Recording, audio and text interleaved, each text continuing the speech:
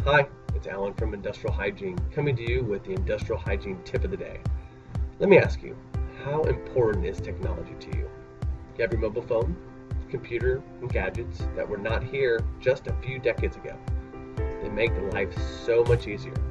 Everyone here at Norco is familiar with technology and how it simplifies our job and makes it safer. From our handheld computers to our process control instrumentation, we live in the digital age. In industrial hygiene, technology also has been our friend. Technology has given rise to the handheld meters that gives us real-time information instead of having to take a sample, run it off to a lab, and wait hours for it to get analyzed. This new technology makes it really easy to get information quick, but the information is only good as the person using it. In our individual roles at Norco, we may be required to work in a confined space, give a permit for a hot work, or analyze material in the lab, and with each of these jobs, training is involved. Oh yes, wonderful long hours of training. So with training, and as with anything in life, if we don't use it, we lose it. So how many of us have taken a foreign language in school or hit home runs in high school? If I asked you to go to that foreign country and order a meal, or I took you out to the ballpark for you to knock around a few balls, would you be as good as you were before? The answer is probably no. The same thing applies to technology. We take computer-based training or instructor-led training on instruments, but if we're not too familiar with them, how can we use them properly unless we brush up on it? So let's talk about our 4-gas meters for a moment. But more specifically, let's talk about the lower explosive limit sensor, or the LEL sensor. The LEL sensor is used to detect combustible gases and vapors in the air. The technology inside that sensor is actually really simple to understand. The sensor itself has two elements, one that is active and one that is blind.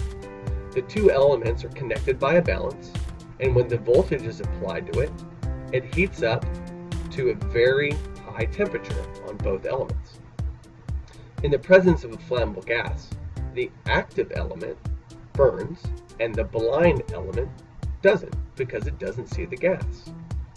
As the gas burns on the one element, it causes an imbalance in the circuit, allowing the circuit to register the imbalance as a percentage of the LEL. Now here's the catch. What three things do you need in order to have a flame? Think fire pyramid. You need 1, heat, which is our element, 2, fuel, which is our gas, and of course, number 3, oxygen. Now I know you're thinking, so what's the catch? We have our meter, we're looking for a flammable gas, and we're surrounded by air. So how in the world is there a catch? Well, in instances where we have low oxygen, say less than 10%, the LEL sensor will not burn our gas as designed. So when does this come into play?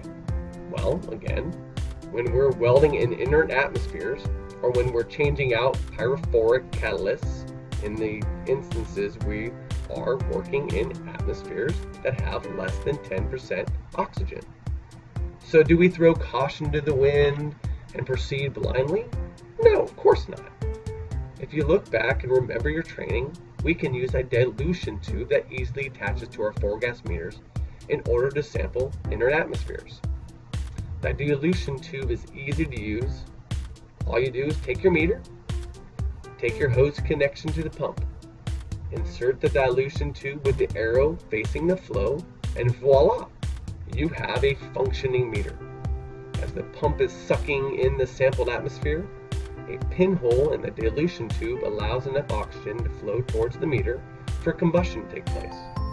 Now the catch, again, there's always a catch. The reading on your meter is actually needed to be multiplied by 2. Remember, you're diluting the sample with the tube, so the reading is lower than what is actually in the air. So multiply by 2 to get the right percentage. As you can see, technology helps us out a lot, but we have to take the time to refamiliarize ourselves with the technology. It's been a long time since we've used it. That's it for today. Bye.